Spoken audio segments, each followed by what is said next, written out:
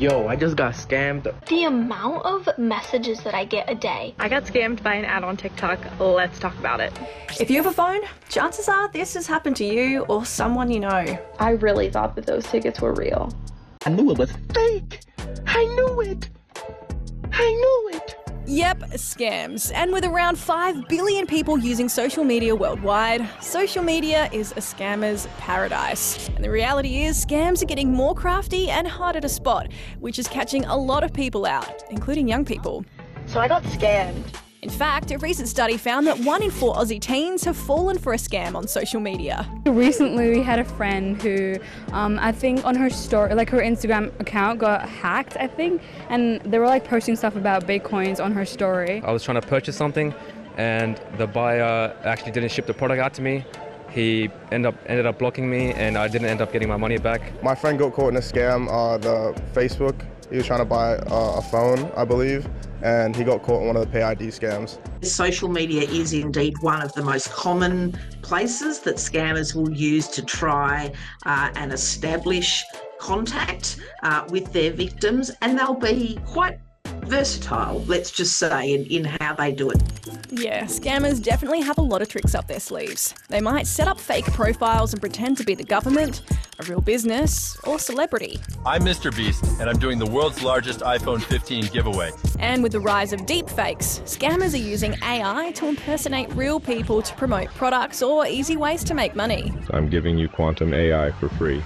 Just follow the link in the description. But by clicking on links, you can easily download malicious malware or be taken to websites that ask for your personal details. The person I thought was my roommate wasn't, and they hacked my Snapchat. Scammers can also create fake profiles and hack into the accounts of people you know. Some might pretend to be stuck in a really bad situation and ask you to send money to help them, or send you a suspicious-looking link. There's a lot of courses they try and sell now. Usually there's car ones going around. There's people advertising a car, selling it very cheap. Keep getting like messages from like random numbers and also calls from like random people. We do hear of scammers forming relationships with people, sometimes young people, in order to extract personal information from them and then threatening to release that information. That is a crime. It's a serious crime. And if you're thinking, yeah, I know what a scam looks like. Well, I thought the same thing. Now, I've got a bit of a confession. A few months ago, I was scammed and I was on social media. I clicked on a story and I thought it was a legit website. I spent some money and a few weeks went by, nothing arrived, but I got this sent to me. Have you ever heard of a scam like this? No. Is it a fake of a real thing or? Yeah, it's a fake ring. I did some researching and I'm not the only one. Boom, I opened this in the mail. It's a scam. This is a type of buying and selling scam, and they're one of the most common scams young people are falling for. I paid £1,000 for 2 Little Mix tickets, and I think I've been scammed. It's where scammers might set up fake profiles and ads that take you to copycat websites or online marketplaces. And once scammers receive your money, the ad, website or account might disappear. And of course, what you paid for never arrives. Then I was sent this. It came with a QR code, and then people are saying, don't scan the code because they'll upload malware onto your phone, or steal your details. Your story demonstrates a really, really important point, and that is anyone can get caught by a scam. So how do we get caught out by scams? Well, they're master manipulators. They know our emotions can impact our decision making, so they try and manufacture a situation that gets us into what's called a hot state. This might look like creating a sense of urgency, gaining our trust, using fear tactics, or getting us hopeful or excited.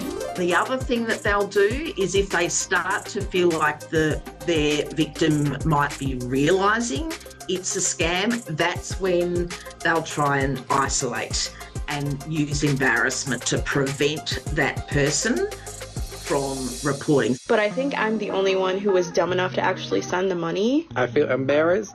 It's true. It happened to me. It can happen to you. If you've been scammed, it's easy to feel embarrassed or ashamed. but reporting it is really important. The number one piece of advice is don't let that embarrassment stop you from seeking help. If you possibly can, try and overcome that feeling and at least get online and report it. Because the other thing that we hear from people that have been caught is they actually feel better when they share their story, when they talk to others. And very often you'll find out that the person you're talking to might have been caught as well. And to try and avoid them altogether, stop before sending money or sharing personal details. Stay skeptical and check if you really know who you're talking to. And if you see a good deal, do some research first. And if it doesn't feel right, make sure you tell a trusted adult as soon as you can and report it to ScamWatch. And Kids Helpline is always there to help out too. Our friend who got hacked, she told us to get two-step verification so that it wouldn't happen to us. Usually if they're on the account's really new or they have no photos. Reading the description, checking the profile, checking if it's a legit person or not. If it's saying somebody's tagged me in a post or sent me a message that I don't know, then it seems more like it'd be fake.